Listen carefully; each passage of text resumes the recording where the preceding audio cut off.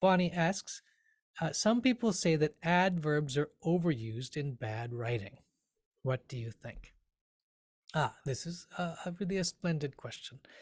It is often the case that people, uh, certain schools of good writing will advise using fewer adverbs. Um, and at the same time, this is the sort of rule that can be um, too simply employed. Somebody can just think, oh, I should never use adverbs and then cross them all out. And that's not very helpful. It's the same way that if you use adverbs all the time, that may not be helpful either. The rule, what's more important is to ask yourself, where does this rule come from?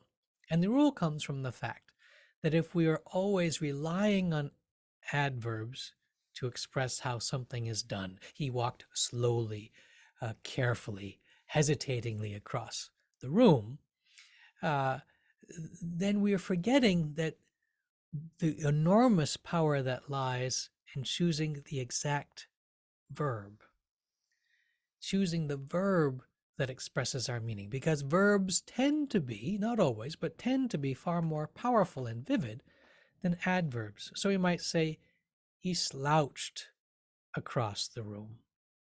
He slunk across the room. He slithered across the room. He hopped across the room. Notice that each of these cases, we have a different image, a different sense of the action that's happening, but it comes from the verb itself, not from the adverb.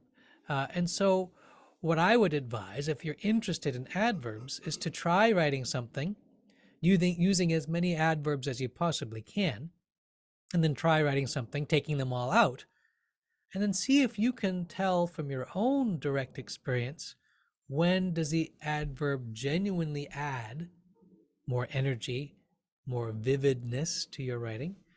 And where does it, taking it out, maybe nothing is lost? And if that's the case, maybe it stays out. So thank you, Bonnie, for your wonderful question.